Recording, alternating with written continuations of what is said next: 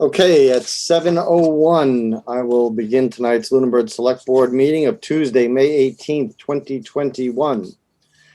In accordance with the requirements of the open meeting law, please be advised that this meeting is being recorded and broadcast over the Lunenburg Public Access Channel. Town of Lunenburg, in response to the COVID-19 pandemic, is currently following the guidance from the Lunenburg Board of Health, Massachusetts Department of Public Health, and the CDC regarding the virus and steps communities can take to prevent its spread.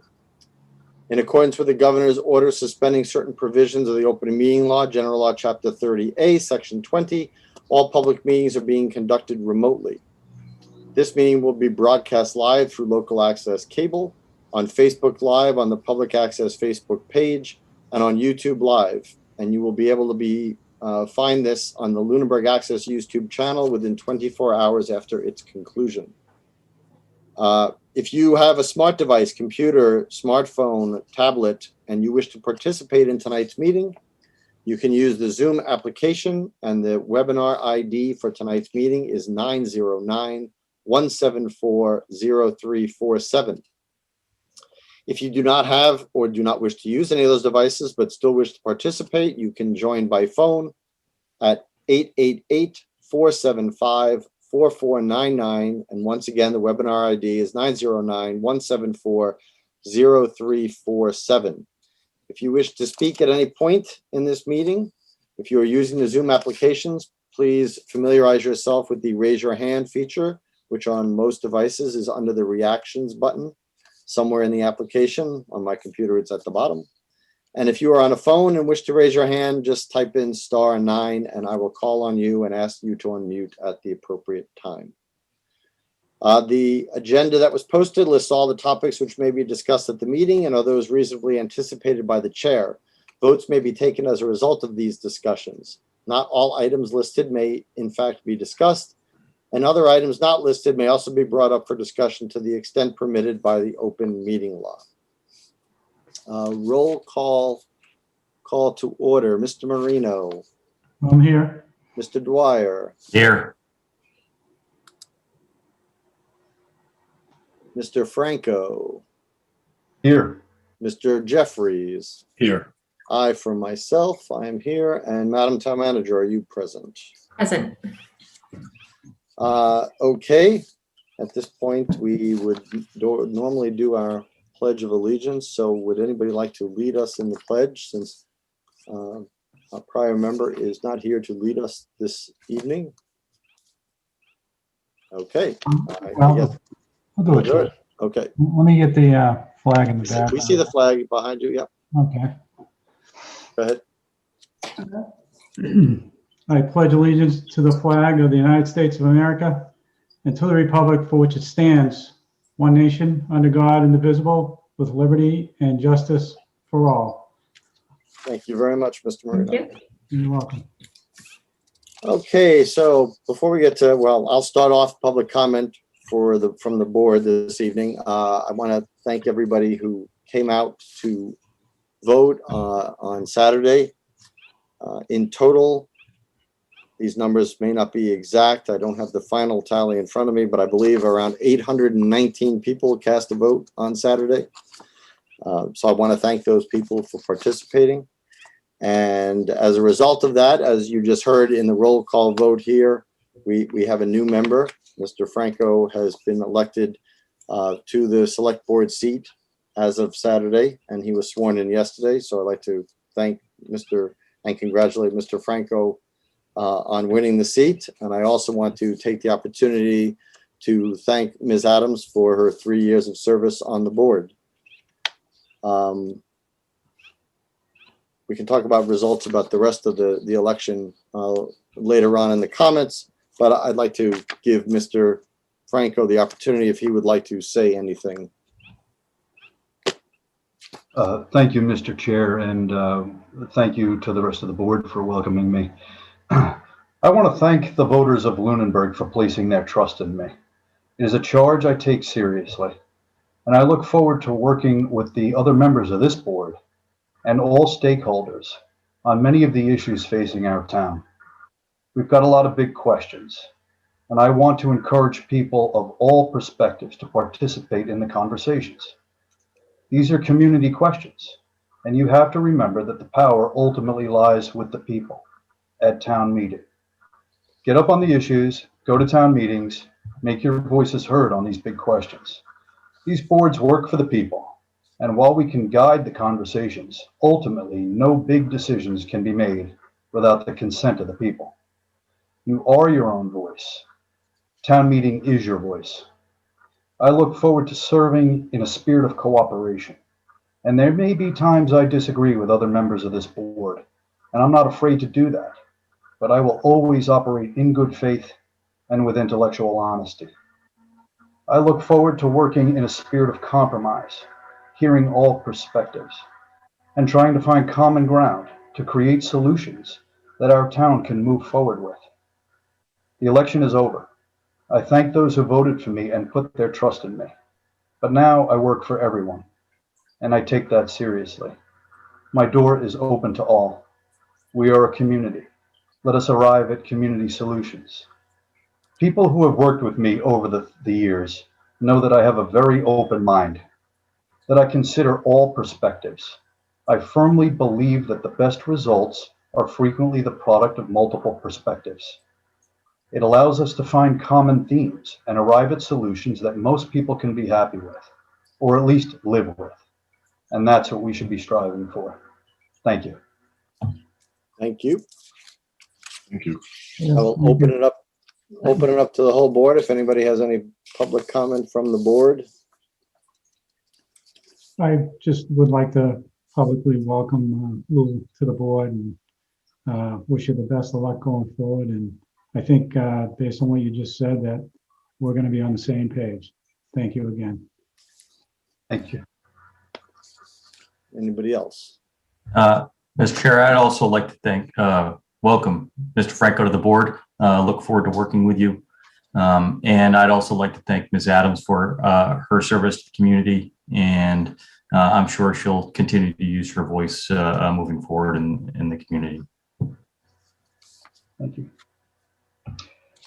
If I could just add one comment too, I want to say that I would like to see more people get involved in general and run for offices. I personally don't believe it's a healthy thing when offices are not contested.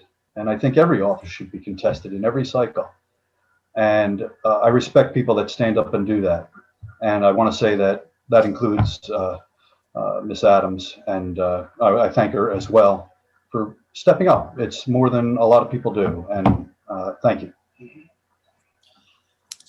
So, yeah, so I just want to let people know that 819 people is less than, I believe, 7% of the registered voters in town.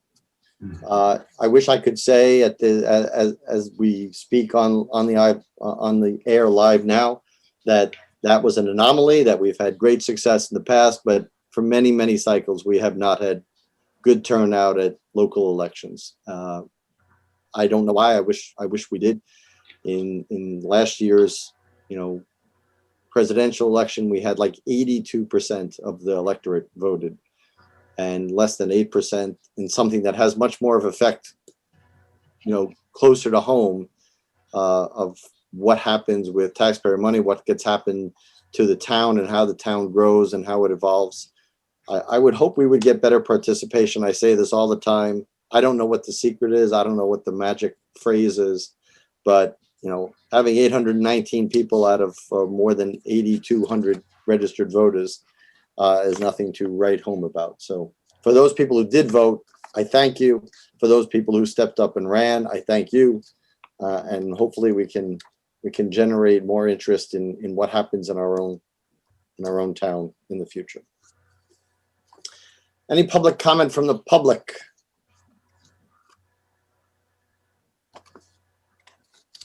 Seeing no hands raised. Any announcements? Madam Town Manager, do you have any announcements?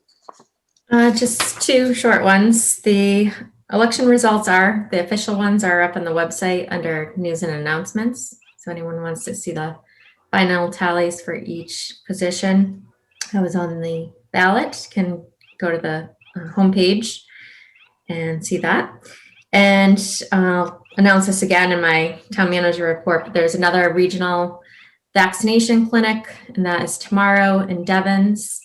And now they're welcoming walk-in appointments. The vaccine that's offered at this clinic is the Moderna vaccine. And if anyone that is in the eligible population, 18 and older statewide, can sign up through the VaxFinder site as Thank well. you.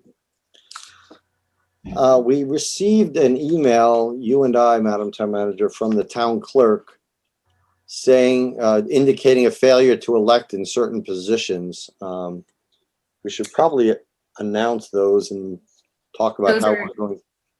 Included in my town manager report as well for vacancies. Oh, okay, good. All right. So I'm jumping way ahead and once again stealing your thunder. So I will step back from that.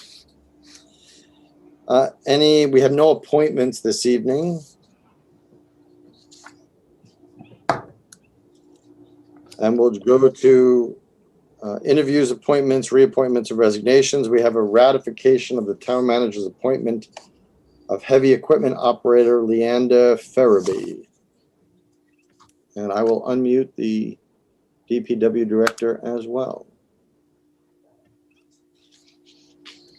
So the appointment before you to ratify is for the last vacant position for the heavy equipment operator. And Leander Farabee is the individual being put forth for this appointment. So Leander comes well qualified with his Class A CDL, his hoisting license, and other construction related certifications. I think he'll be a great addition to our DPW staff. And although he couldn't be here tonight, he's looking forward to meeting everyone eventually in town. I'd like to also pass it along to the DPW director, Rob Oliva, to say a few words. Good evening. I'm very happy that we're filling our last open position. Mr. Farabee comes highly recommended by his references and people we've spoken to. We're looking forward to him starting with us, and with his qualifications and his construction experience, he'll make a great addition to our department. Excellent. Well, I'm glad to hear you're at full strength. It was like finally everybody got out of the penalty box or something like that. I don't know. It's been quite a while, but I'm glad to hear that, especially at this time of year, because of course it's one of your busiest times of year with everything going on in town. And when is his start date? Will be May 24th if the ratification goes through tonight. Okay, well, I would entertain a motion from the board that we ratify the town manager's appointment of heavy equipment operator Leanda Farabee. So moved. I have a second. Second. Second. Okay, roll call vote. Mr. Marino, Aye. Mr. Dwyer, Aye. Mr. Jeffries, Aye. Mr. Franco, Aye. and an aye from me. It is unanimous. Please, on our behalf, welcome him to the town, and we wish him the best of luck in doing a good job under your direction, Mr. Oliver. Thank you so much. Thank you. Thank you, Rob. Okay, so after every election, of course, one of the first orders of business is, hold on a second while I readjust the muting. Okay, do I have everybody? No.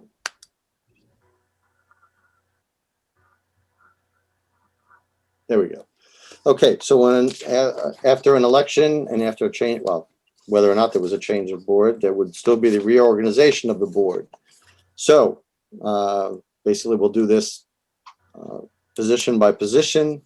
I will start as the current chair and entertain a motion for nomination for chair of the select board for the coming year.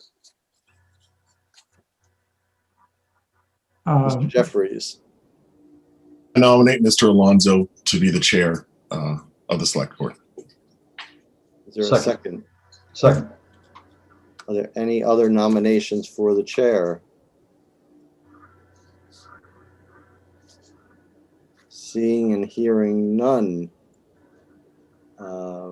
I will close the nominations and ask for a roll call vote on that nomination. Mr. Marino, Aye.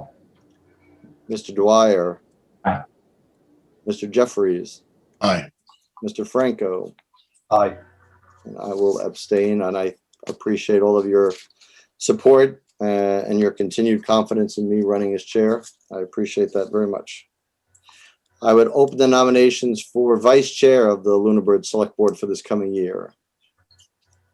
I'd like to nominate Selectman Jeffries, Vice Chair. Second. Any other nominations? Seeing and hearing none, I will close the nominations and ask for a roll call vote for Mr. Michael Ray Jeffries as vice chair. Mr. Dwyer, Aye. Mr. Marino, Aye. Mr. Jeffries, I will abstain. Mr. Franco, Aye. and an aye from me. So 4-0 and 1. He is vice chair. So welcome back as vice chair. Thank Mr. you. Jeffries. Thank you for the support from the members of the board. You're welcome. And for the clerk, I would entertain a motion for the clerk position for the Lunenburg Select Board for the coming year. I think we should nominate Lou as clerk. You're allowed to do that. At what point do we comment on? After there's a set, I'll give you the chance now since I'll second that. So there you go.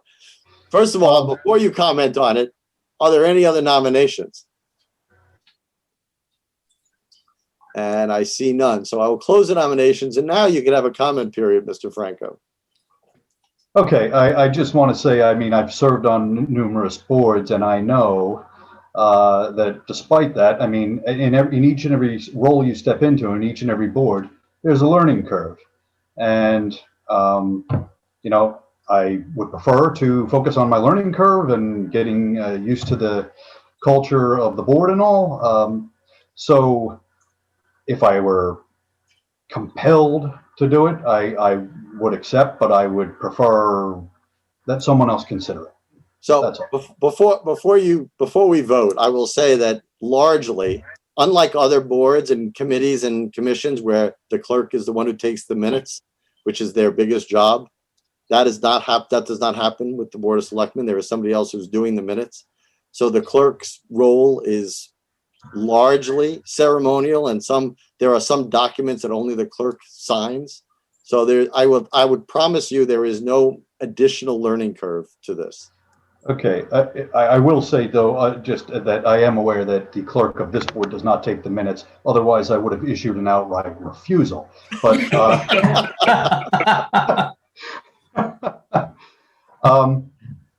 in that case, I'm open to it.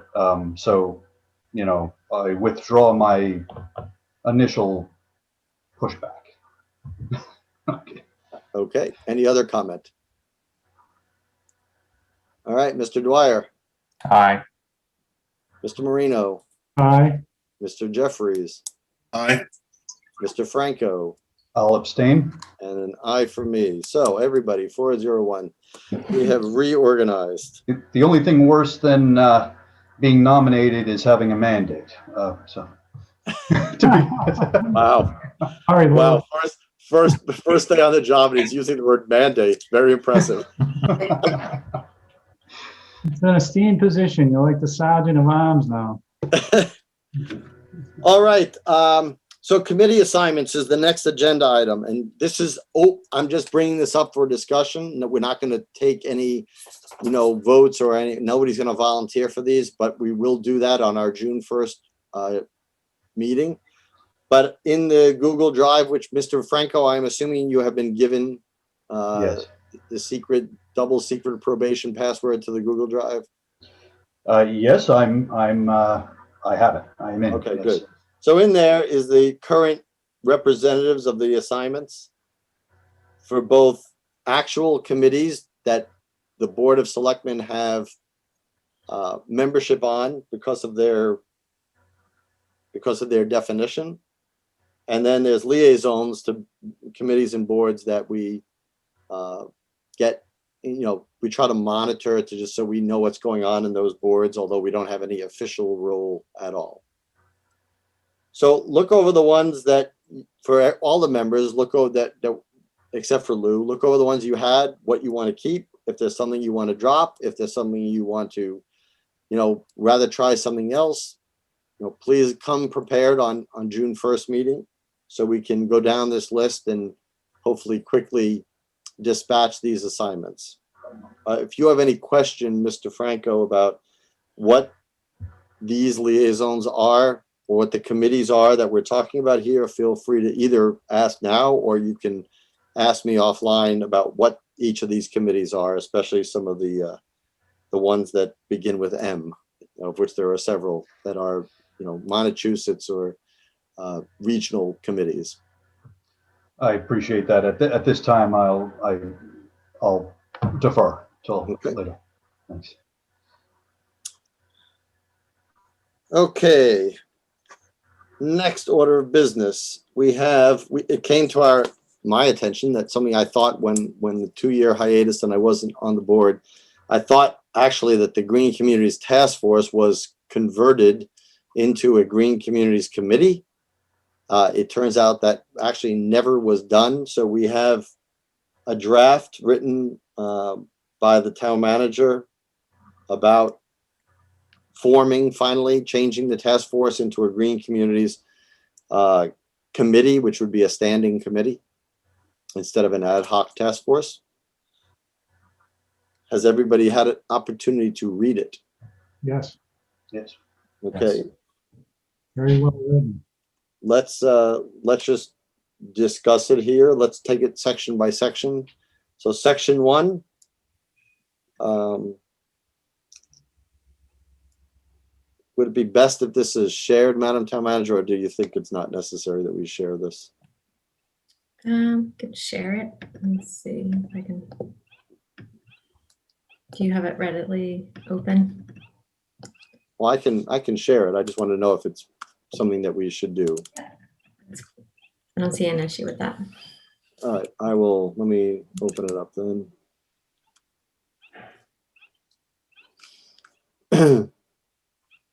Okay.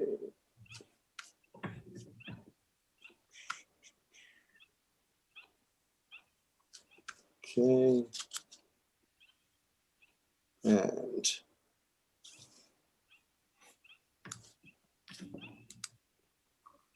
I always have to remember where it is.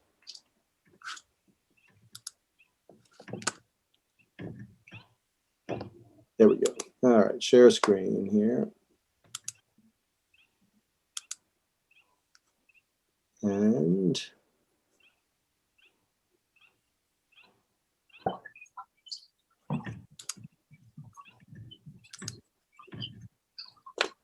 okay. Is that large enough for everybody to read? Yes. Okay, so section 1, the Lunenburg Green Communities Committee will work with the Massachusetts Department of Energy Resources to learn of grant opportunities for energy conservation and renewable energy generation and will apply for appropriate grants. The committee will ensure the town retains its status as a designated green community. So that is the basic charge or mission of the committee. Any questions or comments on that first section?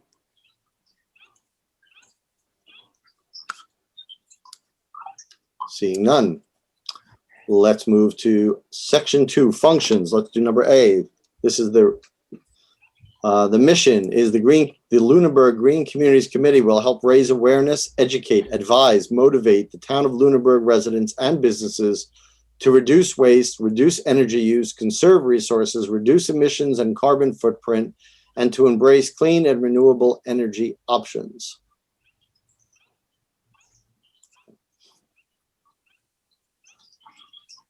No comments on that.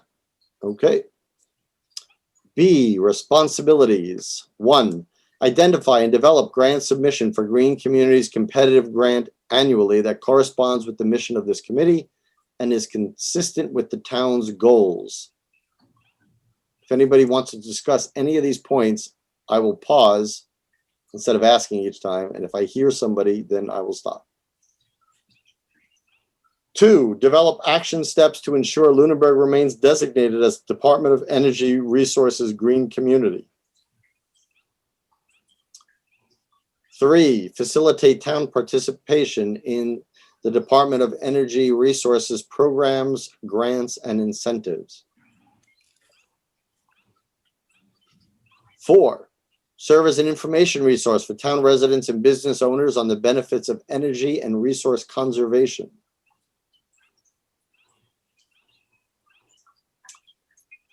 5, increase constituents' awareness of and promote resource conservation methods, energy efficiency programs, utility rebates, and state federal programs to promote energy efficiency, waste reduction, recycling, and overall enhancements to long-term sustainability and resilience in response to environmental, resource, and energy challenges.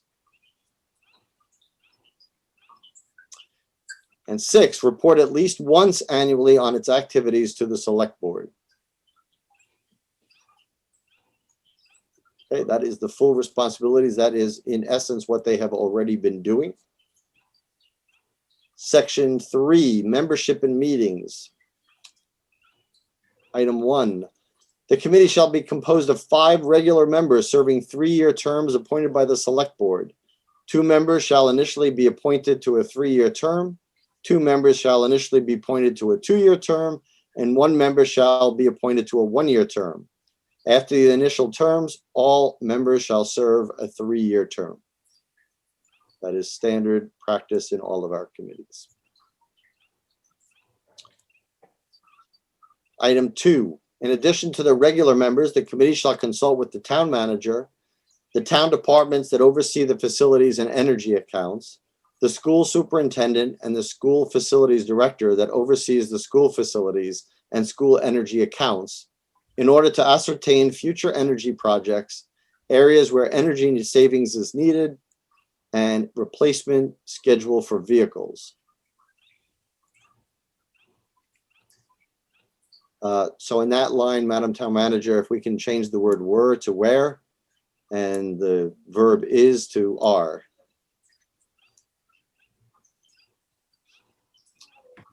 That's just grammatical. And let me close my office door. Hold on a second.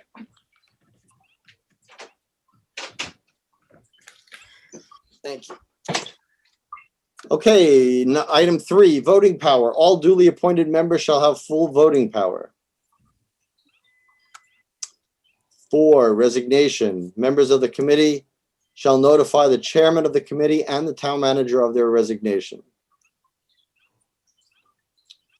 Can we append that to also add, if the board does not object, that the board members, the select board members be notified, since we are the appointing body, as well as the town manager be notified?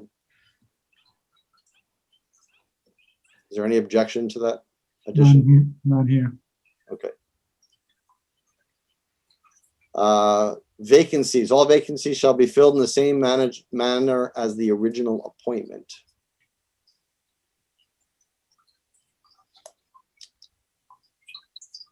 Six, representations. Members shall get approval of the committee prior to making statements, presentations, or joining activities on behalf of the committee. Item 7, the election of officers, including at least a chairman, a vice chairman, and clerk, shall be elected annually by a majority vote of the committee. 8, a quorum shall consist of 3 members. 9, the recording of minutes and votes of all meetings as prescribed by the open meeting law. That's like a sentence fragment. So we need to make that into a sentence. Copies of the minutes shall be submitted to the town clerk as prescribed in the town bylaw and according to open meeting law. So we just got to prop up that first sentence. Suggested Sure. the recording of minutes and votes of all meetings shall be conducted as prescribed by the open meeting law, Fine with me. or performed, one or the other. Works for me. Let's go with the first one. Okay.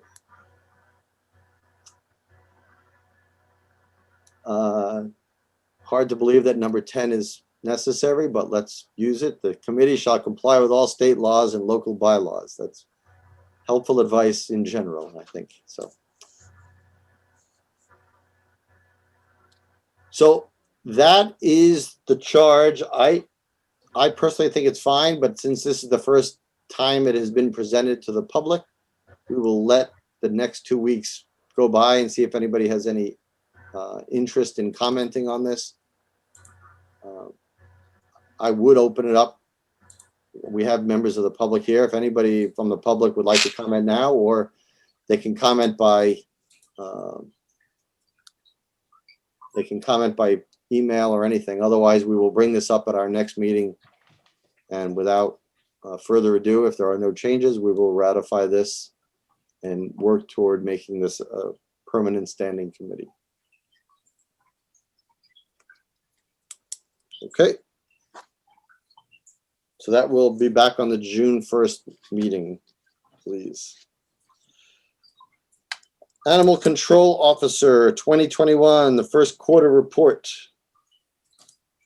We have that. Let me stop sharing here.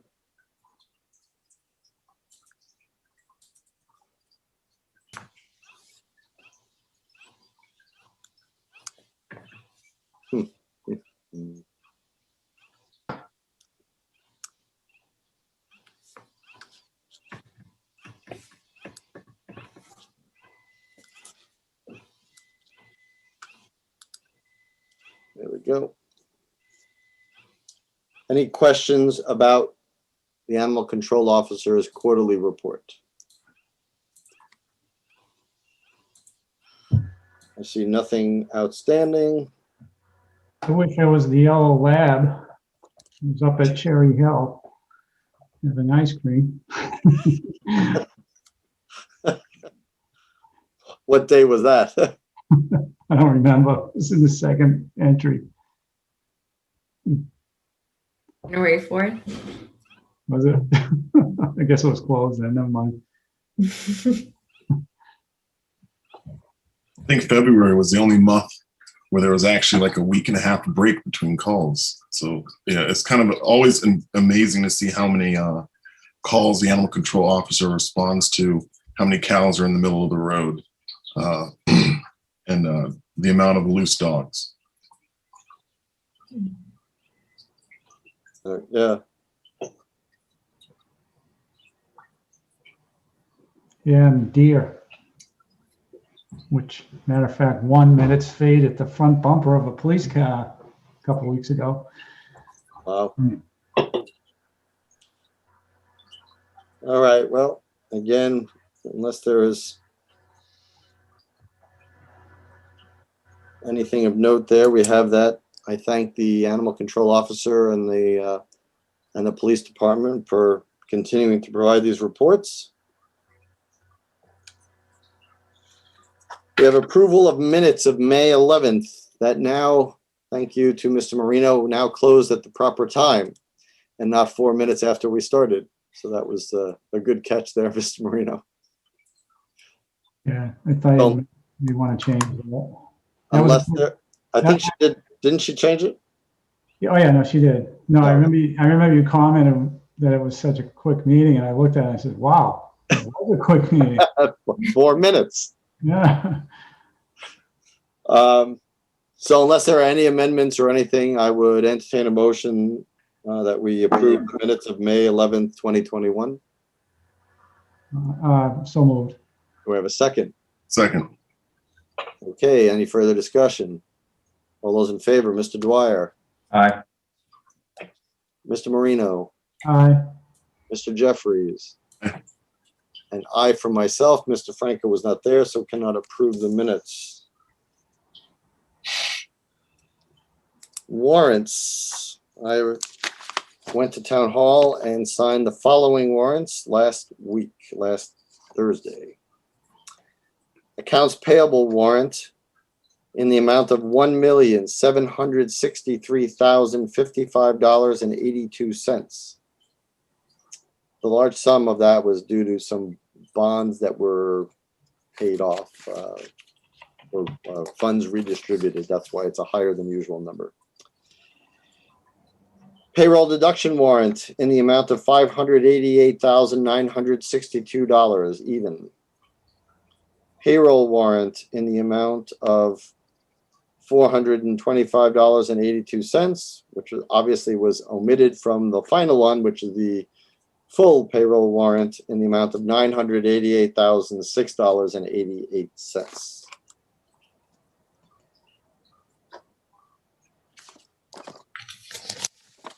Any action file issues from the board?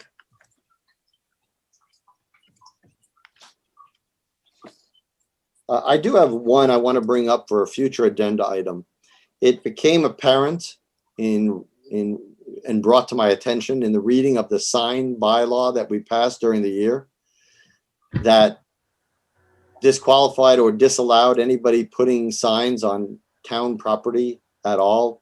And it was our intention that those would be long-standing signs that announced events and everything in town. But it did not make an exception for town election, in which case it is customary for candidates to be able to place some of their lawn signs or other signage on either side of the entrances to the polling place at TC Passios. Luckily, all the candidates agreed that it was okay to do that, but we should revisit that sign bylaw and make sure that exception is noted for that day only. And for certain distances away from, like, we don't want it all on every town property. It's got to be very, very strict about where we're able to do that. So many feet away from the driveway, along the street, of the both entrances, and that would be it. So I'd just like to see that on a future select board meeting, please. Anybody else? Any committee reports?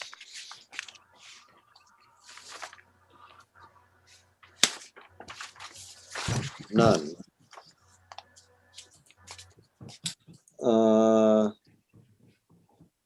Then we had a discussion about the Monitech concept site plan and CAD illustrations. Were we ever able to secure those for this meeting, Madam Town Manager? Yes, we received them today from the teacher at Monitech, and they are in the Google Drive under Old Primary Conceptual. Oh, there it is. Okay. Well, primary conceptual design.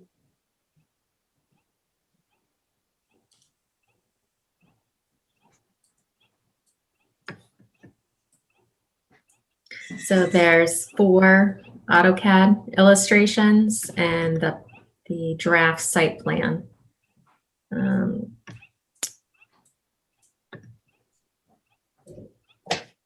Okay. Through you, Mr. I'm Chair. looking, these are the first I'm seeing them. Yeah. So I am looking through these first.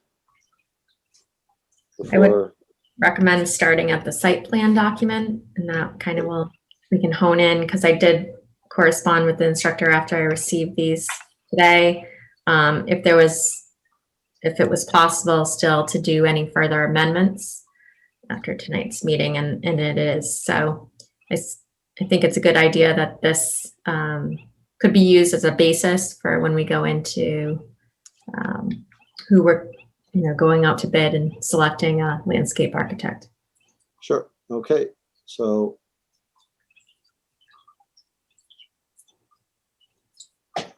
okay, people are going to get confused by the positioning of this, but okay, we're gonna do it anyway.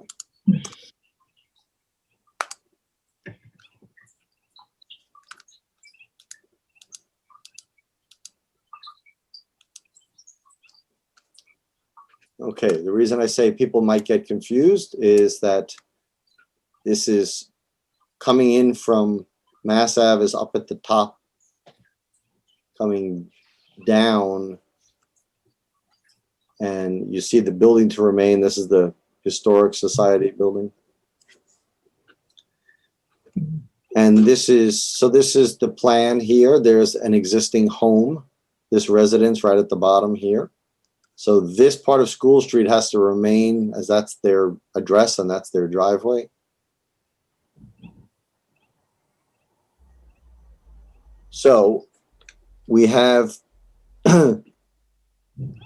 what is being shown here. These are the trees that line the border of the property. And they would put this oval divider between. This is kind of interesting, and we'll have to discuss this because in order for these people to get to their home, they're going to have to go around this, I guess, since this looks like it's only a one-way.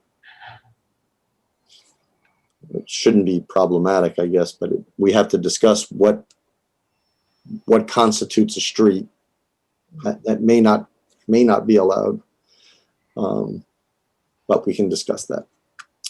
Anyway, a sidewalk with some trees and some plantings here, bordering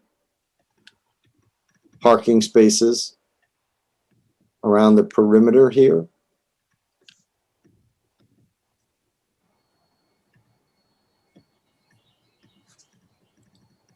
A playground and some green spaces underneath where the location of the old primary school currently is or thereabouts. Farmers Market location here, so you'll be able to drive and park to here. The existing road that exists here would be unpaved and made into some kind of path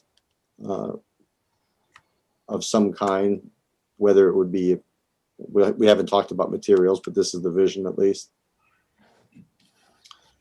And then some areas for the farmers market here as well. So they show some enclosed areas. We'll see them on the following illustrations, but there are some undercover areas here, like what are they called? The word is escaping me. What these are when you have an enclosed area with posts. Gazebo?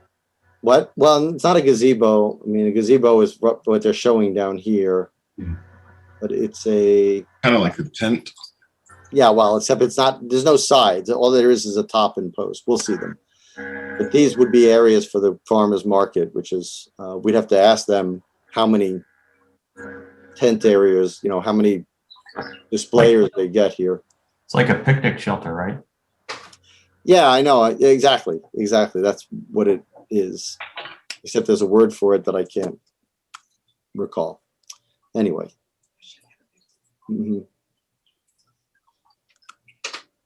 Any questions about this? About the flow? Questions or feedback? Conversation and discussion in general. Yeah, I have a couple comments. Sure. So, as I recall our conversation about this, I think that we're looking for a little bit more parking than this. So I'd want to see this parking area a little bigger to the left. As I look at some of these clearances from that middle square island, that's depicted closer to where just based on those visual dimensions, that seems a bit tight for vehicles to be able to get in and out. I know that the fire department typically wants to have access for fire trucks to be able to get in and out of areas. So they would have to review this clearance as you come around that corner, as you come into the parking lot and come around the big middle island there. Yep. That clearance there may be a little too limited for the fire truck. So we'd probably have to get the fire department to provide some feedback on that. Sure. But otherwise, though, I do like the concept of that middle island, though. I think that that's pretty cool. I would imagine that the owner there should be able to have some kind of, ability at certain hours to, go to two ways on that road, because kind of makes no sense to have to keep driving around an island all the time. But I think that in the normal flow of things, that would be a kind of a nice touch to that area, and would also could potentially put some trees there that would provide then some kind of shading for what is impervious. So I think that overall, though, I mean, I don't know about this. Also, my other comment would be this picnic area in the back. I'm not sure how that would look at grade. So I'd want to see just, hear more comments or feedback about that area, the playground area. And by the way, a member of our viewing audience has given me the word I was looking for, which is pavilion. The word I'm looking for is pavilion. So Sounds like a game show. exactly. So the jackpot rolls over to next week when somebody can guess the secret word. Yeah, I like the first idea here. I like, I think there's, as Mr. Jeffrey said, I think there are some things that what we had talked about at some point is that the area that the farmers market would be instead of ending here, would go all the way to here, and that there would be parking of some sort, and the grass also would be here. So there'd be parking in this area, and this structure or everything would be moved up to here. Because there was supposed to be parking in the mid, not only in the front, but in the mid part of the property, so that you could use the front for the farmers market and the back for any entertainment or any music event. So there may be some playing we can do with those spaces. Can I make a suggestion, Mr. Chair? Sure. So if you look at the existing Verizon building,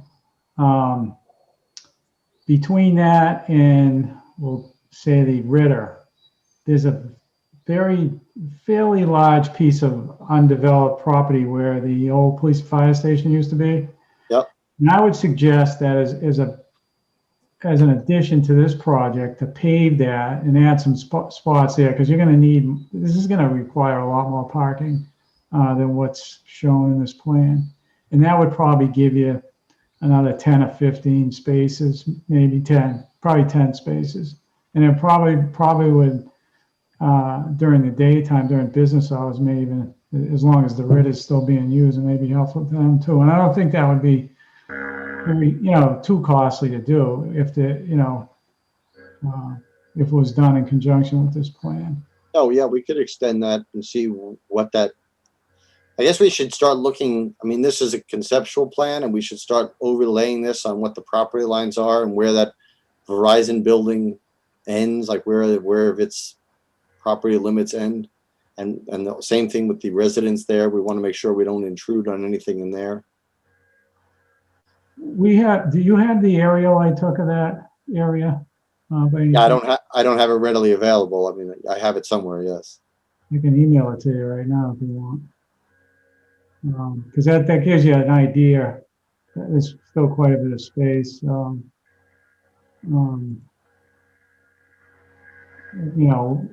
parking that we can probably develop, which isn't being used. Yep.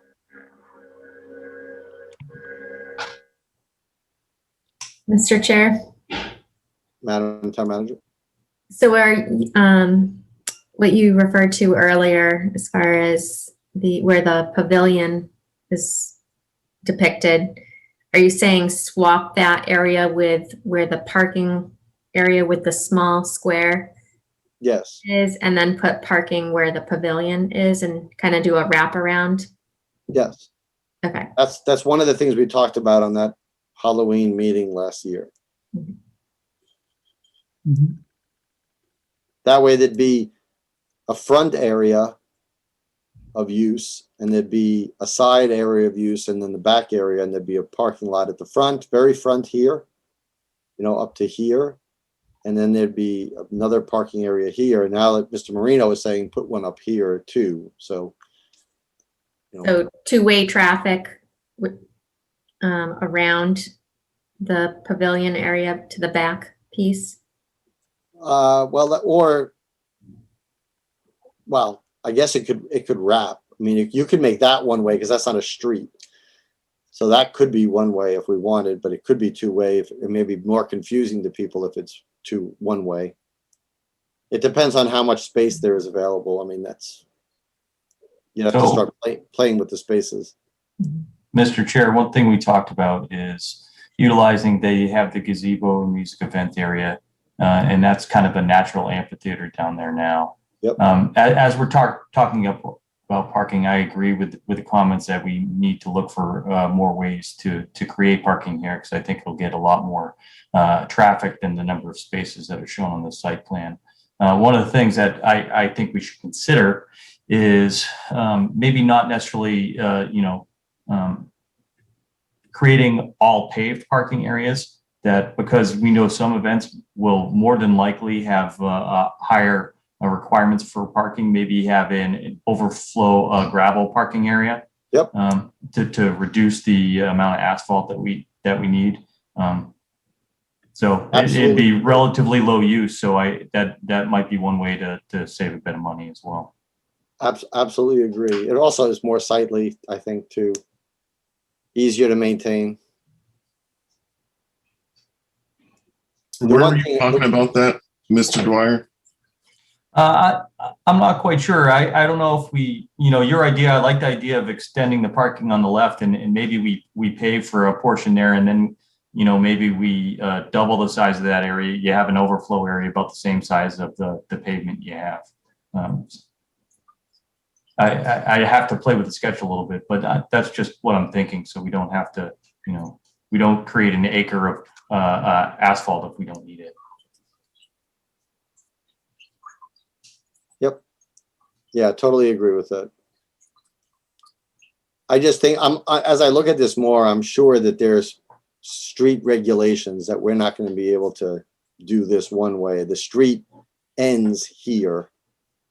So we have to probably keep it. This will have to be moved over or nudged over if it's possible, which it looks like it is possible with the amount of space between here and here, to just get it out of the street. And we may consider, if we move that island over, that we may want to slant the parking spaces in there. So since it's a one-way, you can drive into those slanted spaces a little easier than Yep. the ones that are perpendicular to the roadway. Another good point. Absolutely. On the old primary site or the historical? This area right here, That'd be right? the, Is this where you're talking to, Mr. Dwyer? Well, those spaces in front of the Historical Society, I believe, are their spaces. So we'd have to get their buy-in for it. But yes, I mean, I think anything along the any one-way area, I think a slanted space might be easier for drivers to get into. Yep.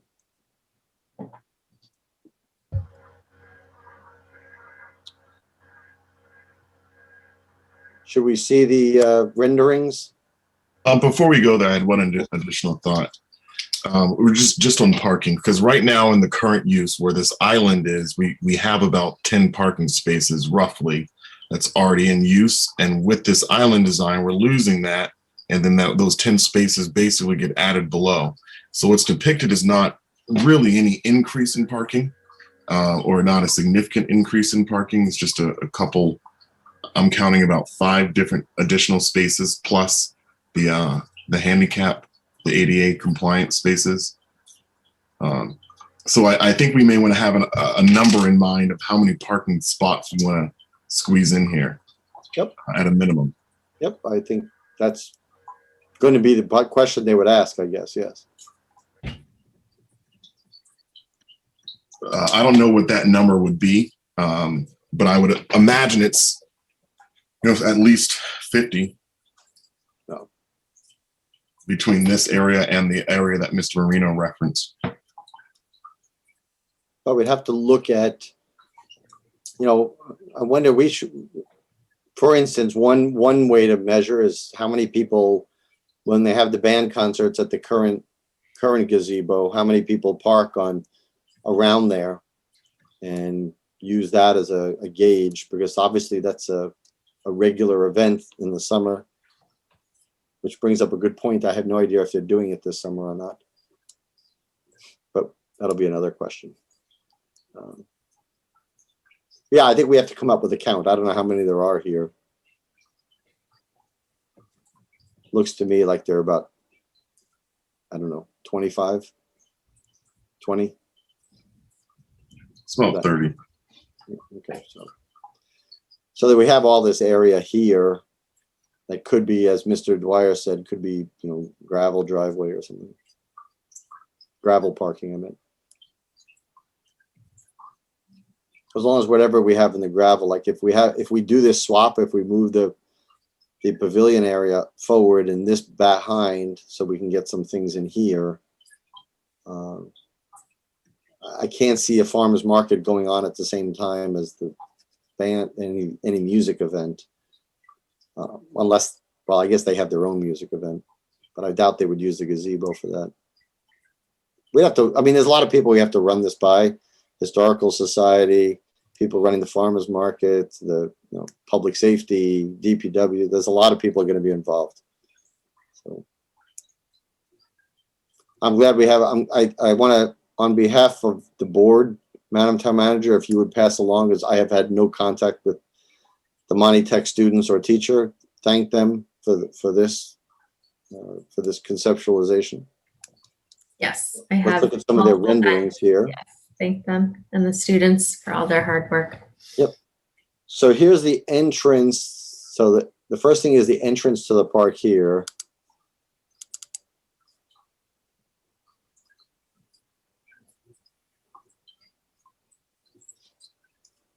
Now, of course, this is a view if we lived in Nebraska and everything, there was just flat terrain everywhere. But I was going to say Kansas. okay. But anyway, this would be coming in. This is the oval that they have you going around. The private home is, the residence is at the end of the block, would be here. Here's where the parking would be. This is what Mr. Dwyer said should be angled in parking here.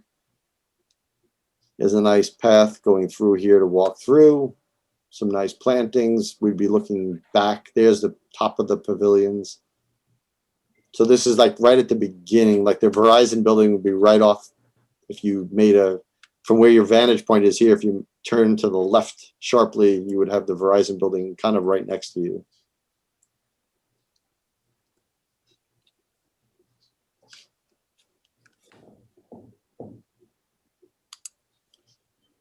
Here's the farmers market toward the gazebo. So these are those pavilions right here that were being shown. So you'd be able to walk on the side of it. There's the farmers markets areas. And in front,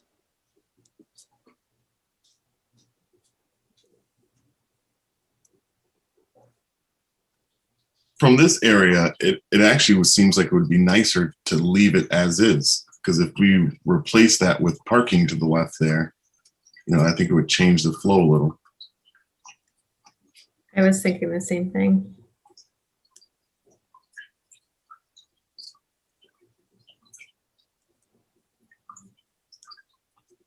I mean, what's missing in some of these, and again, it's initial concept, but I mean, the actual terrain of the lot really plays an important part of it, especially in the back.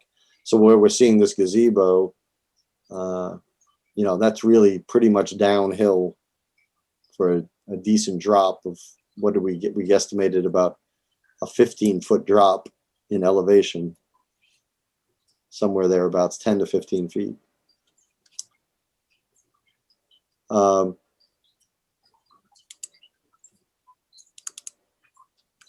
This is the farmers market toward the rear. So this is looking up. This is the area that Mr. Dwyer indicated could be gravel. So this would not change that, Mr. Jeffries. This is the area next to this existing parking. So it would matter. So behind us at this point would be the Historical Society building, and how far that is and how much this distance is. It's deceiving because it's hard to know what this distance is from here to here. But there is some space that you could put some gravel for extra parking. But it would be nice having an alignment of farmers market that goes down like this, because it really, I mean, what they've done on that small space has been really incredible, but this would be wild for them to be really organize that. And I'm not sure, I don't know about other people, I'm not sure that the pavilion sizes are appropriate for what they might or could be used for. So it's going to be questionable.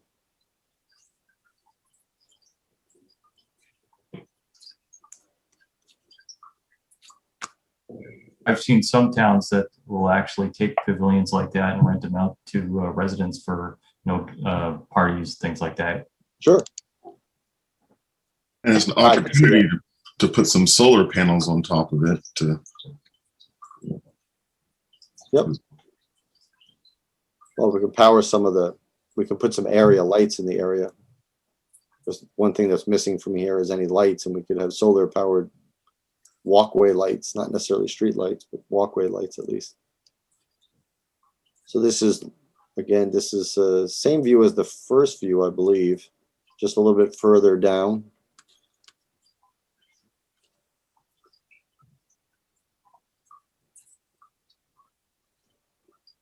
This is again, we never talked about, or did we? I don't recall us talking about a playground, but a playground kind of makes sense.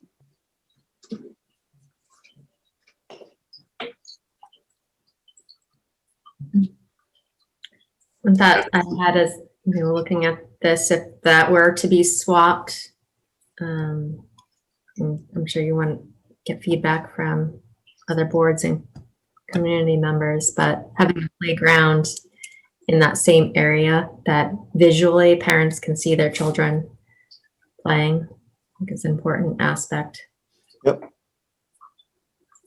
I guess if we did the swap of that, if I go back to the actual layout, oops. If we go back to this, if we did the swap, then instead of the parking lot being here and you could watch your kids, you'd just be on the other side of it, really. So you'd still be able to, see your kids. The real question is, for this residence, if you swap this and this becomes parking lot, then they're going to have a parking lot right across from them, which, again, we're going to have to see. I mean, I think this is a good start to be able to, when we look to hire a landscape architect to, further this design, but I think this is a good start about what conceptually it could look like. Mr. Chair, I have a question. Mr. Franco. The island, if you could indicate with you initially had suggested shifting that more toward the Historical Society building, correct? Yes. And this suggestion or question the genesis of it was actually what I think was an original misinterpretation of what Mr. Dwyer was saying, but here it is. In front of the Historical Society building, that's where Mr. Dwyer is talking about angled spaces, correct? Yep. So if that were done, would there conceivably be enough room, and would we even want it, to put angled, I'm pointing to your screen, you're not going to see where I'm pointing, to put angled spaces along the island? Yeah. Yeah, possibly. It's a matter of, I mean, we have that, the scale at the bottom is 1 inch equals a foot, but of course I don't know what an inch is because I don't know how big this drawing is, and since I'm able to scale it, it's hard to know.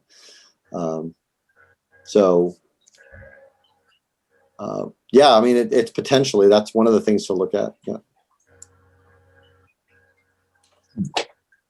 Yeah, if you narrow that island a little bit, it puts it in perspective. If you look at that aerial shot, there's a lot of room there. You could possibly put more parking there. Yep. You got to narrow the island a little bit.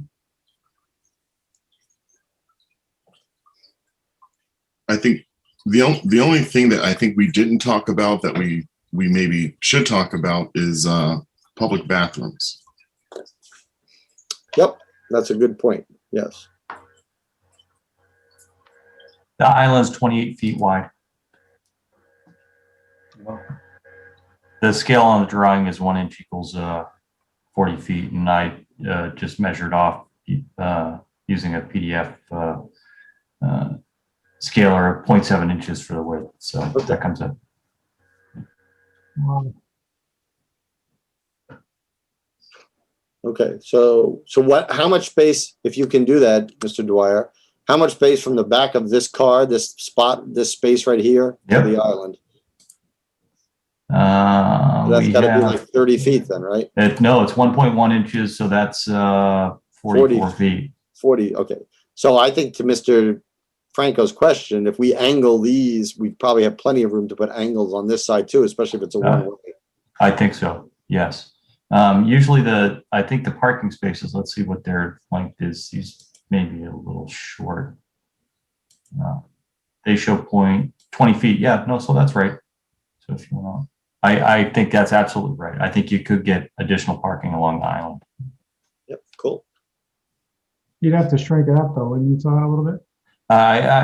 Yes, I agree. I think we're going to have to shrink it up anyway, just so we're not interfering with the street.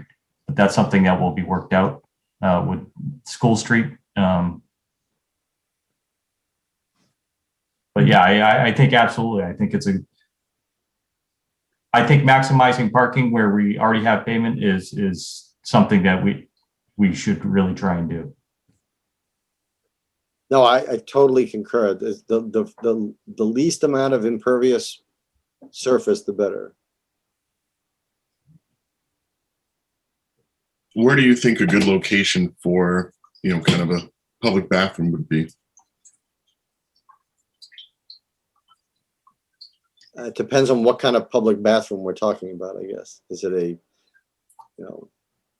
if it's going to be an actual building, like a brick building with one bathroom for, one or two bathrooms total, one, whether we divide it up as unisex or whether it's men and women, whatever, it would seem in the public area would be the best area, but My personal opinion is in the center of the drawing, we have a tag that says farmers market location with a leader that's going to a dark blue canopy. I think kind of in that area would be a good area for a small bathroom. You could do a women's and men's room there, or a unisex bathroom. Close to the pavilion and playground, so parents could still, watch their kids as they run over and use the facility. right. I would envision two unisex bathrooms. Yeah. And depends on, where, I don't know where the sewer ends here, because obviously we're gonna have to attach the sewer, so. I don't know, does the sewer, Jim, do you know if the sewer stops at here, or did it go eventually all the way to the school? I don't, yeah, I think it did go to the school, actually. I think that leach field and everything, they shut that down and tied in, I think. I Okay. don't know. I don't know for sure. Seems to me though they did. We could find that out quick enough, I guess. I can look into that. Yep. Is the leash field that's over to the left, over where it says additional parking up? Yep. The one that's existing now, is that old or is that still in use? What are you pointing to? At the current property, when you go over there, I believe that's where the septic, I thought there was a septic system in there. Yeah, there's an old septic system here. Okay. So it's an old system. Got it. Well, it's old. Even if it was still used then, it's old because it hasn't been used in 15 years, 13 years. So.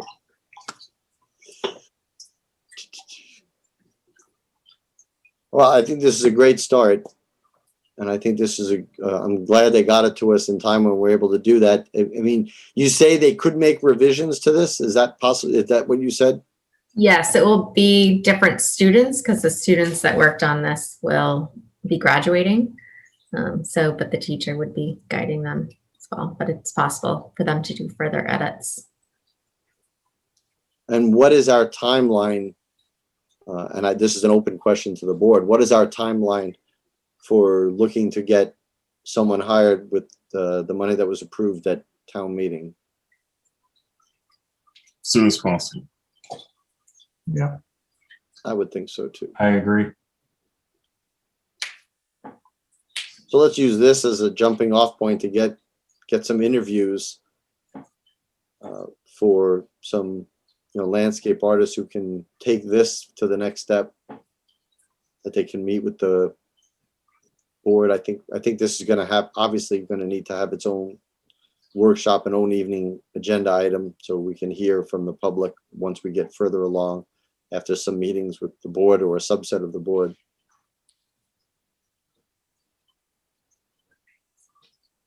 But we should probably put out a notice that we're looking for, people interested in this project. Yeah, I would have to put together an RFP for it. That would need to be, is that something that can happen before July the 1st, or does that have to happen or start after July the 1st? We can't expend any funds from that until July 1st. So if we can get it out to RFP and we open it up after that, that'd be perfect timing. Is that, what is a reasonable time frame from your perspective, Madam Town Manager?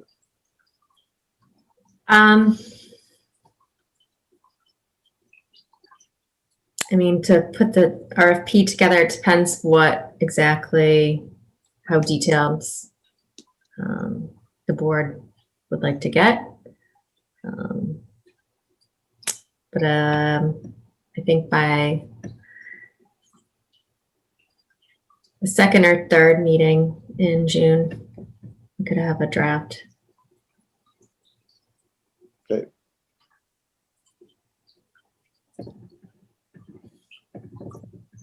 Anybody have any further comment on this? No, just if we can thank the, I know we've already said it, but if we can thank the kids at seniors at Monty Tech for the work that they've put into this. This is incredibly helpful. Yep. I concur.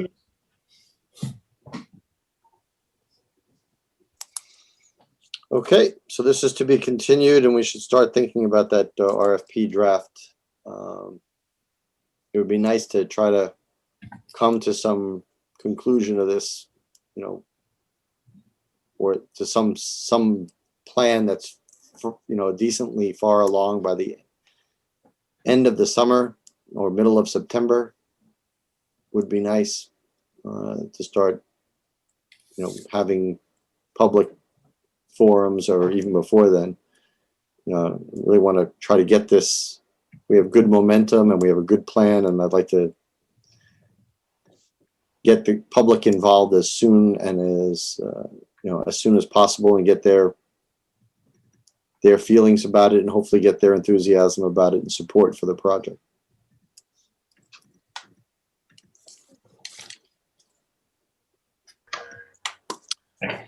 Okay.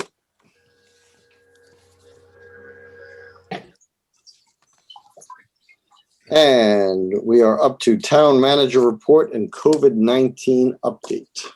All right, I will start with the town manager report. Announcement of existing vacancies. The following is a list of current vacancies on the following committees. The Architectural Preservation District Commission has 1 vacancy.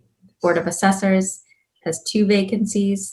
This would be a joint appointment between the board, the remaining 1 member of the Board of Assessors, and the Select Board, which would be until the next annual town election. The Bylaw Review Committee, there are 2 vacancies. There are 2 vacancies as well in the Commissioner of Trust Funds. And that is also a joint appointment between, there is 1 remaining member on the Commission of Trust Funds. And that would be a joint appointment with the Select Board until the next annual town election. That was also 1 failure to elect, and 1 member of that commission has passed away recently. I want to take the opportunity here to offer my condolences to Mr. Herrick's family. Mr. Robert Herrick is the Commissioner of Trust Funds who passed recently, and I offer to him and his family, and of course his sister, our town clerk, our condolences from the board on his passing, and I thank him for his service to the town in that position as a commissioner of trust funds. Thank you. There is on the Economic Development Committee, there's one person recommended by the Open Space Committee that is still needed, one citizen at large, and one ex officio member that is a business owner. For the Historical Commission, there's one vacancy. The TCP Building Design Committee, there's one vacancy. In the Senior Work-Off Program, one vacancy. And Zoning Board of Appeals, one associate vacancy. Following our positions whose terms are expiring on June 30th, one position on the Agricultural Commission, one position on the Architectural Preservation District Commission, 2 positions on the Conservation Commission, 3 positions on the Council on Aging, 2 positions on the Finance Committee, 1 position on the Historical Commission, 3 positions on the Public Access Cable Committee. There are town constables that are whose terms are expiring at the end of the month in June, as well as town clockwinders. And the Zoning Board of Appeals has 2 positions that will whose terms are expiring on June 30th. Interested people can find the application form on the town website and complete the form and return them to the Select Board's office. And I will just take this moment to say that right now, Elaine Peterson is organizing and scheduling all the interviews for people who have submitted their request to be either appointed or reappointed. And we should be seeing them on the 1st and the 8th. So. Thank you. Municipal aggregation, electricity supply. Colonial Power, which is our municipal aggregation energy consultant, received 2 responses to the request for proposals for electricity prices for the town's community choice power supply program. Our 3-year contract under this program with Constellation expires on October 31st.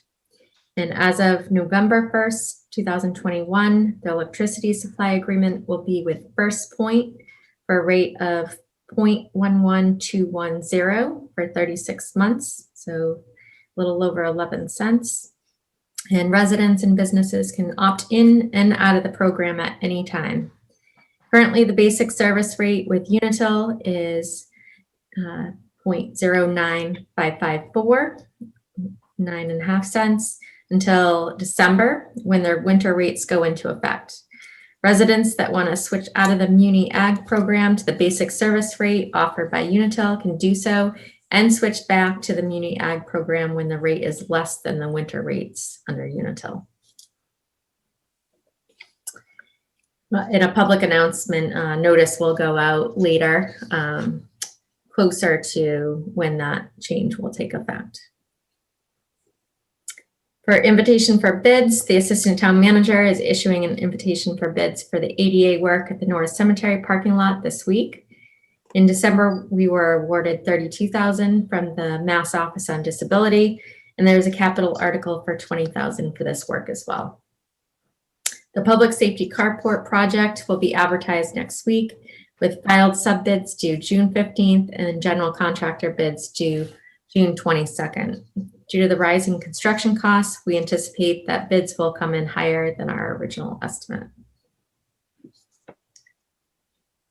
An update on the Senate proposed budget for fiscal 22. On May 11th, the Senate Ways and Means Committee released their fiscal 22 state budget proposal, and the overall impact of the Senate's figures on local aid compared to the governor's proposal that we used at the annual town meeting for the fiscal 22 local aid figure was an additional $7,118. The Senate's proposal included an additional $2,621 in estimated receipts and $4,497 less in assessments and charges. The final budget will not be known until sometime in July. Complete Streets Construction, the contractor for the Complete Streets Construction project is scheduled to begin work on Monday, May 24th. An update on the debris found on the Woodruff property at 104 Fairview Road.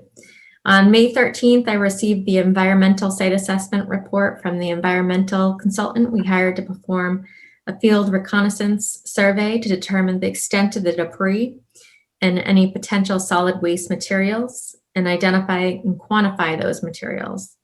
The assessment also contains a professional opinion on the likely ongoing environmental impact of the illegal dumping documented, recommendations for any subsequent environmental monitoring and assessment activities, and materials removal site restoration work, as well as preliminary cost estimates for conducting cleanup and stabilization of the site.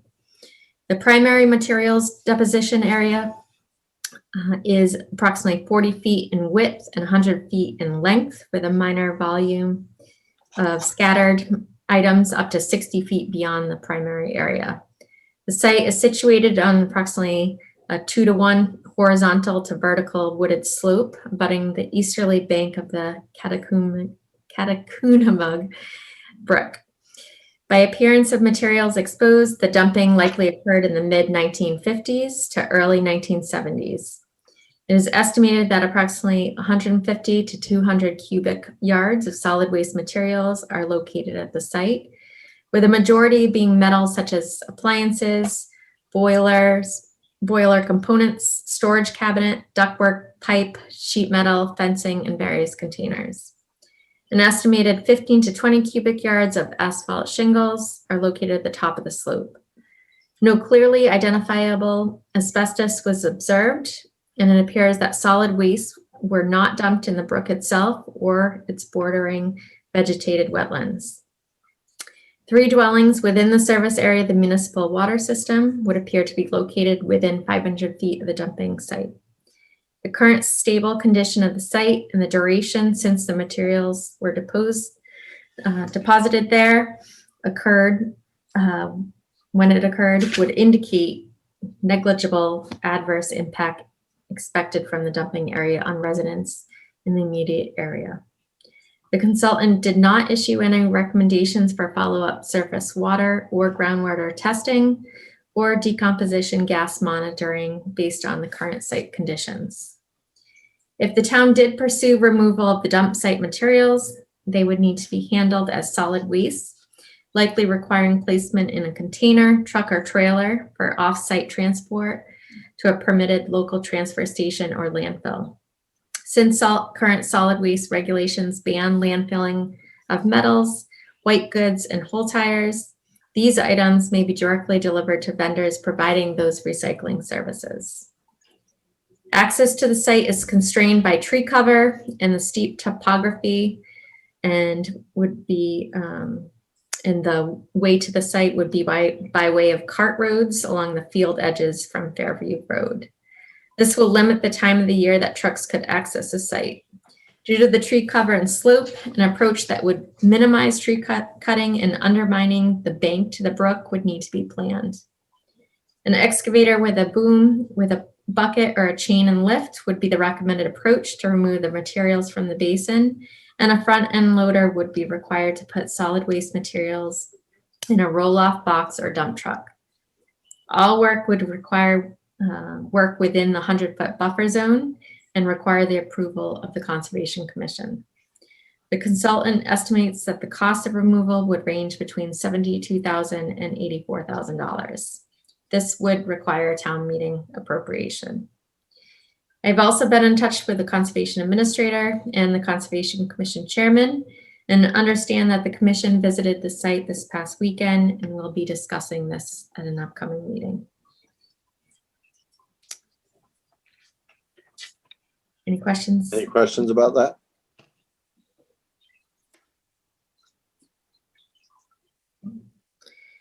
I guess one question I would have, Mr. Chairman, and I don't know if we could pose this to the consultant or not.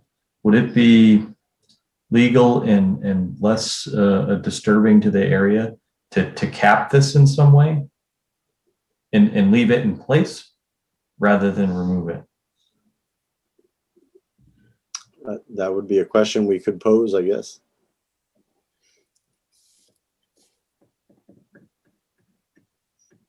As in make it a landfill? Yes. I mean, it's been there for, in their estimation, for 50 years. 50 to 70 years. So I'm just wondering if we could do less damage to the area. I guess my concern is that as you start to remove stuff, the extent of the material is deeper and more extensive than anticipated, and there's some restoration that will need to be done to that slope to make it stable again. And if it's already stable, would it be feasible and legal? And I'm not sure the answer to that, to actually, put some, put soil over it and cap it with some sort of barrier. Good question. I don't think there's anything, I think the report is clear that they don't believe anything is leaching out. So as far as the legality of it, it's probably legal because there's nothing dangerous. It's just junk that's there. Right. Yeah. But to your point, you're right. If something is half buried and you pull it out, is there something beneath that? And then that's my concern as well. Right. Well, let's get a report from the Conservation Commission's meeting when they meet on site, but also let's ask Mr. Dwyer's question to the people who prepared it, see if they have an answer to that. If I might also add as part of that, I don't know if it's feasible, but would some technology like ground penetrating radar allow us to determine that? Just throw it in there, or some other technology? There's probably ways to do some of that, depending on how much we want to spend, and I don't know how much that costs to do it. Right. Yeah. Just throwing it out there. Yep. Ground penetrating radar tends to be on the order of $6,000 to $10,000 a day. Oh, okay. It's not a large site. They could probably cover the site in a day or two. But the concern with GPR is if it is a lot of metal, then you might be getting reflections and you're not seeing below it anyway. Right. Yeah. The most important part, remember this property, this site was brought up by a citizen at a town meeting or a special town meeting, one of the town meetings, annual or special. And the most important thing is that it is not, underscore, not an active dumping site. Anything that happened there ended about 50 years ago and probably started, as the report says, probably 70 years, 20 years before that. So 70 years ago, given the equipment that's there. It's not like people are actively going there to dump it now. It was brought up at the November special town Okay, meeting. so special town meeting. Okay. Thank you. Welcome. In meetings, events, and other announcements, the last spring 2021 Yard Waste Day is Saturday, the 22nd from 8 a.m. to 4 p.m. Additional information can be found on the DPW page on the town website. Just a reminder that the Pleasant Street Bridge over Pearl Brook will be closing starting June 1st.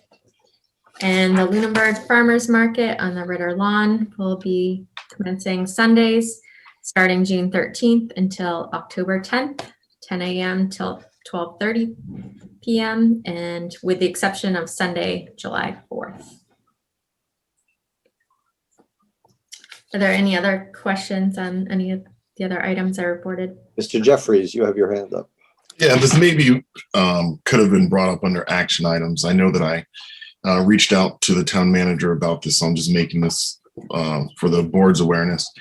I know that we've been, we had a conversation with Susan Whalen on Reservoir Road a while back about some water issues on her property. And I know that last fall we met with Rob and Susan, and we were able to, kind of get some movement there. And I have the understanding that there's also a conversation that's happening between Rob and Susan this week or in the coming days. It will be, I understand that this is a 20-year-old issue of, in my opinion, the town failing to meet the needs of one of its residents. And now it's a problem that is affecting several people. I think rather than me ask about it every week, it would be beneficial if part of the town manager report just included an update on where we're at with that until we're able to get this resolved. We can do that. Thank you. I would also just a word of caution that it is your characterization that the town has failed when it is clear during that 20-year period that there are other entities that enter into this conversation, such as the developer who developed, and I think you said Reservoir, but what you're talking about, I think, is on Flatville. Flatville Road. Yes. But there are other entities, so the town does not, just for the record, does not claim that we are responsible. We are trying to help as best we can, but there is no indication, nor is there any evidence that the town A caused it or did anything to make it happen. But we are trying the best we can to help resolve it. Yes. And I, That's- the further update that I can provide is that McCarty Engineering did complete their site condition plan. The DPW director has reached out to the two residents regarding the plan and what the easiest solution identified by the engineer would be. And before we go any further, we wanted to see if there was any consensus on that before coming back to the board. So I'll add that into my town manager report, but just with the caveat that the items that I report on in my town manager report are ones that I have new information on. I understand. Thank you. Updates, COVID-19 updates. For the Board of Health, they issued their weekly update, and the total cumulative positive cases reported to the town as of May 14th was 786. The state report showed 742 cases as of May 11th. As what's been reported to me, there's been one death in town since the pandemic began due to COVID-19. This is an increase of 7 cases since May 7th, and due to our low positivity rate, as I reported last week, we are now in the gray. And so to fully answer Chairman Alonso's question last time, gray being the lowest positivity rate, moving up to green, then yellow, and red is the highest positivity rate. Thank you. You're welcome. And as I stated earlier, Neshoba Valley Devon's Regional Vaccine Clinic will host another vaccination clinic Wednesday, May 19th, tomorrow, 10 a.m. to 5:30 p.m. at the Clear Path for Veterans New England building at 84 Antietam Street in Devons. Walk-in appointments are welcome. The vaccine offered at this clinic is the Moderna vaccine and is for all eligible people statewide, 18 years and older. The site is wheelchair accessible and there is a wheelchair on site. Those wishing to schedule an appointment can visit vaxfinder.mass.gov. Updates from the state. There's some significant announcements that were made yesterday. First, I'll start with the number of COVID cases in Massachusetts as of May 13th. There were 655,350 total positive cases as of May 13th, 17,366 deaths, and 22,190,823 patients have been tested to date.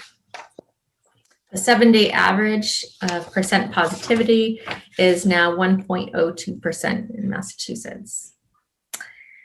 Yesterday, the Baker-Polito administration announced that the Commonwealth is on track to meet the goal of vaccinating 4.1 million residents by the first week of June, and all remaining COVID-19 restrictions will be lifted effective May 29th. The administration is able to take these steps to reopen the Commonwealth's economy because Massachusetts is on track to meet the goal set in December to fully vaccinate over 4 million individuals by the first week of June. Commonwealth reports that they lead the nation in vaccinating residents, with 75% of adults receiving at least 1 dose. To date, over 4 million residents have received a first dose, with 3.2 million fully vaccinated. New cases have dropped by 89% since January 8th.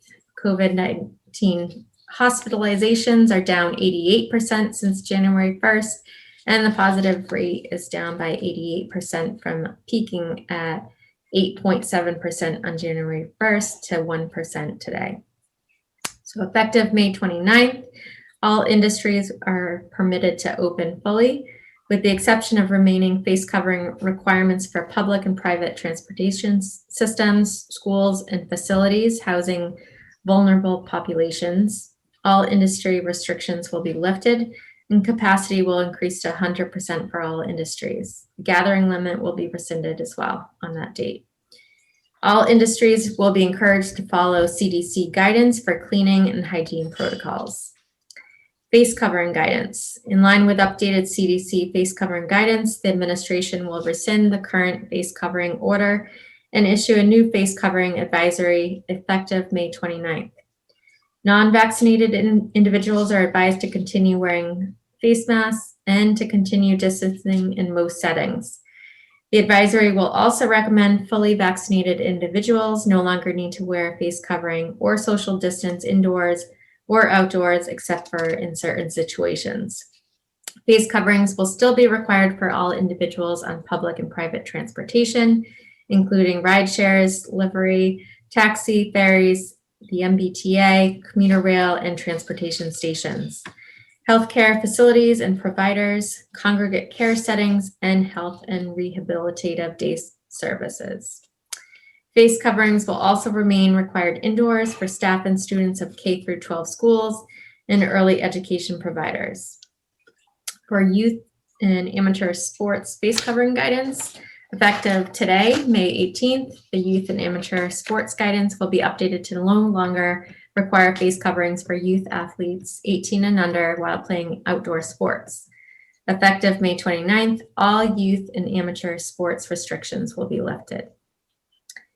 K through 12 early education and summer camp guidance, effective May 18th, guidance from the Department of Elementary and Secondary Education and the Department of Early Education and Care will be updated to no longer require masks for outdoor activities like recess and to allow for sharing of objects in the classrooms in both K through 12 and childcare settings.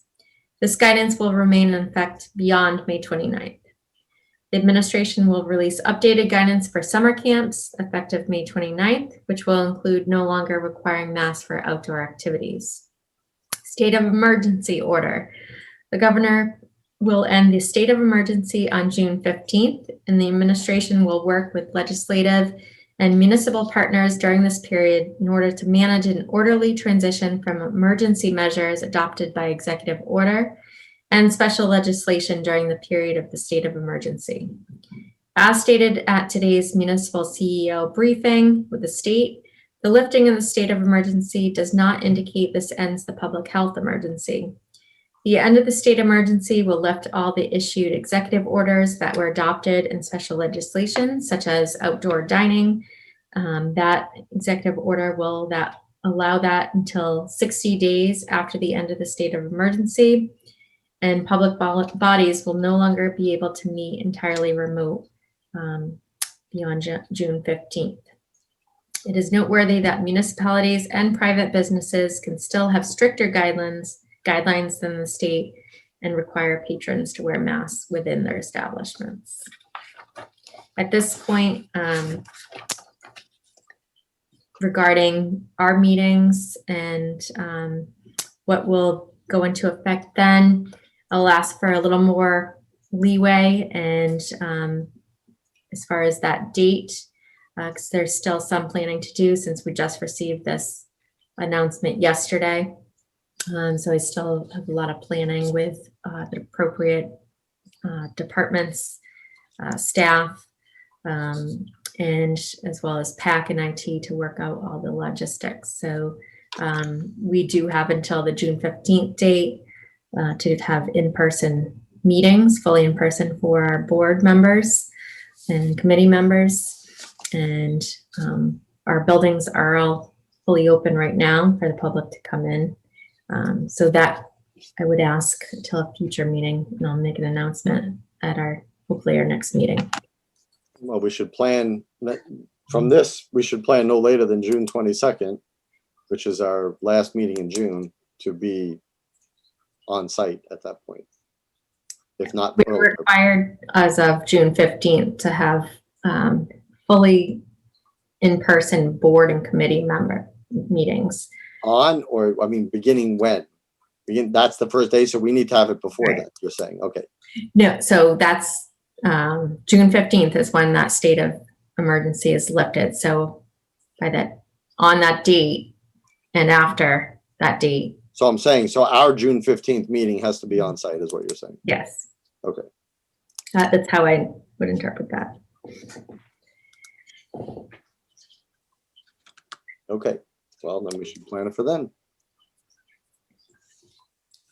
Any questions about the pandemic update, which is seemingly coming to an end, where we won't have a pandemic update terribly much longer? At least that's what it seems, if there is no state of emergency, although there was still a public health emergency. I guess these will be fewer and farther between, I'm guessing. Okay, seeing no hands raised. We do not have a meeting next week. Wow, Mr. Franco, you come in 1 week and already you got a week off. Unbelievable. But June 1st is our next meeting. We'll start June 1st and June 8th. We're going to be getting appointments for the reappointment process and have interviews. We'll also take up the Green Energy Committee charge and hopefully pass that. And then, as the town manager just said, June 15th, we'll have our first on-site visit. We'll have to learn how to meet in person again. Any public comment from the public this evening?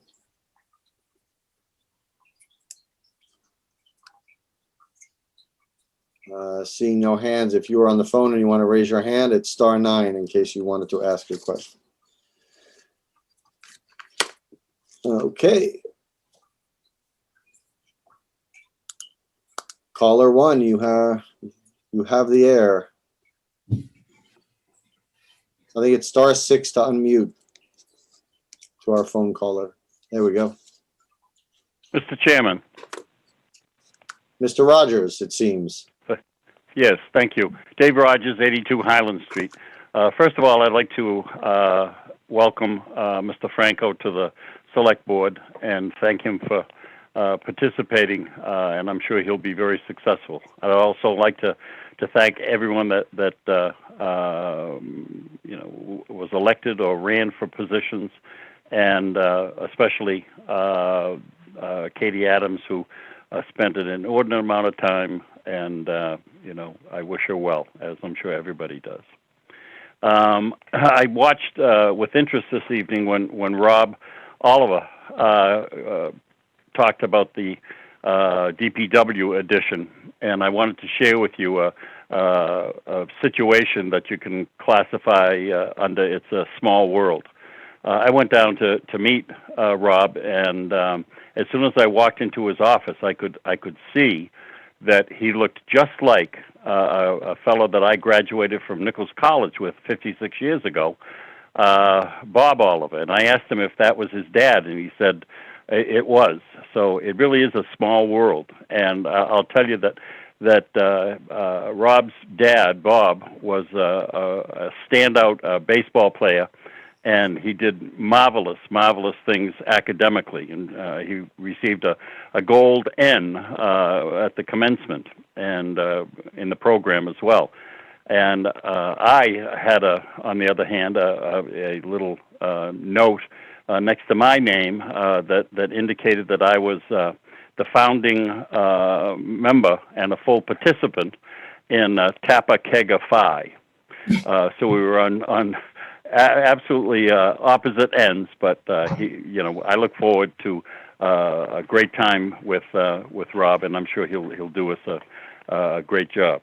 The second thing I wanted to mention to you, and that was a joke, by the way. I mean, you guys never even smiled or anything, but that's okay. We'll We all keep on smiled. What are you talking about? yeah. Oh, it's great. Yeah. Okay. Yeah. That's all right.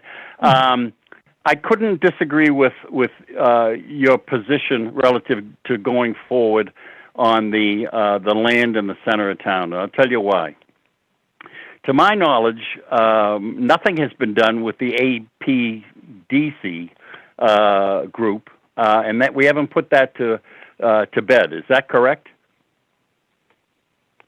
I don't know exactly what you're referring to, but if you're talking about if you're implying the demolition of the building, we have not applied for a demo of the old primary school. That is correct. Okay, that's what I'm talking about. It would seem prudent to get that all squared away, because it could be a long drawn out affair. But the second thing is that although I appreciate what Monty Tech students did, it's interesting. However, I think that we've got a lot on our plate. Specifically, I think we need a razor-sharp focus on a decision for town offices as it relates to the TPC, to include financial impacts, availability of adequate parking, solutions for schools, and design issues. Not to mention the fact that there will be open issues for Town Hall, for Ritter, and for Brooks. So although this is an interesting concept and an interesting challenge, I really don't think that we should be going down that path right now, because we have so much to look at and resolve near term. This can be done anytime, so-called. There's no pressing thing other than getting the APDC off their duff and cooperating, rather than having a no peripheral vision as it relates to the old primary school. But that's my personal point. So I wanted you to be aware of that. And I wouldn't spend a nickel until everything was squared away and we knew exactly what direction we're going in. So I thank you for your time, and I wish everyone well. Thank you, Mr. Rogers. Thank you. Any other public comment from the public? Not that I need to defend the APDC, but I don't feel that they are not getting, quote, off their duff. I think that we have not asked them a question that they need to respond to. So that will come. I would also just respond that town meeting passed articles for both the project that we talked about tonight for design purposes for the old primary site, as well as the TCP design committee looking into new facility instead of a renovation of the existing one. Both can go on at the same time, and they are both continuing to be studied as town meeting has voted and requested. Okay, any other public comment? Any other public comment from the board? Mr. Jeffries. Yeah, good evening. I think that as we approach, I also want to extend a warm welcome to Mr. Franco as the newest member of our board. And, as we approach the next year, my perspective is that we should be quite aggressive with getting more done.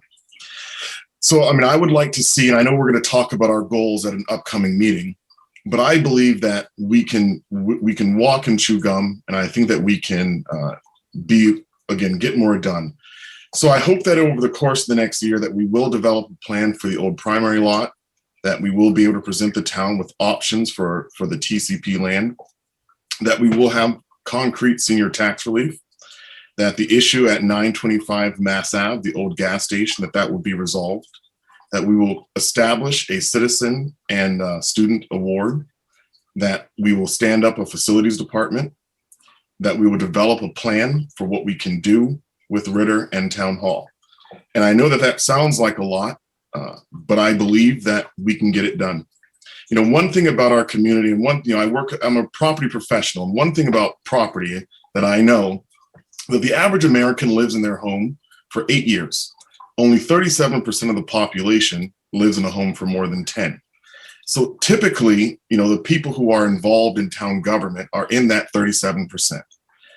But as we focus, we have to look forward, and we have to think about the needs of everyone, not just those of us who have a long-term vision of remaining in Lunenburg. Community is a family, and we are an employer. And our focus has to be on having an efficient government, but also meeting the common needs of our citizens. You know, I think that as we talk about buildings, you know, a lot of the discussion that I've heard is focused on, you know, the building itself. And I think that we need to transform our conversation to talk about the needs that need to be addressed. You know, just as a family, when they no longer have their 4 kids, they may think about downsizing their home, or as their family expands, you think about getting a bigger one. You know, I think that we need to look at our needs. The TCP Design Committee started this. I think it did a real good job, in-depth discussion of identifying what some of those community needs are. But I urge that us as a board, that we pick up that conversation and talk about what are these needs that are out there in the community that we are not addressing, and that let that guide us on how we can use our facilities and buildings to meet those needs. And I think we also need to engage our staff and hear what they have to say, as we have done, but also to promote what they've said. I think that, you know, sometimes in government, it moves slow, too slow. And I hope and trust that over the course of the next year, that we can be thorough and expedient. So thank you. Thank you. Any other public comment from the board? I just want to thank everybody that welcomed me, and I'm glad to be here. Thank you very much, Mr. Franco. We're good to have you. All right. Seeing the agenda items have been completed, I would entertain a motion to adjourn. I move to adjourn. Do I have a Second. second? Sorry. Any further discussion? All those in favor, Mr. Jeffries, Aye. Mr. Dwyer. Aye. Mr. Marino, Aye. Mr. Franco, Aye. and an aye for myself.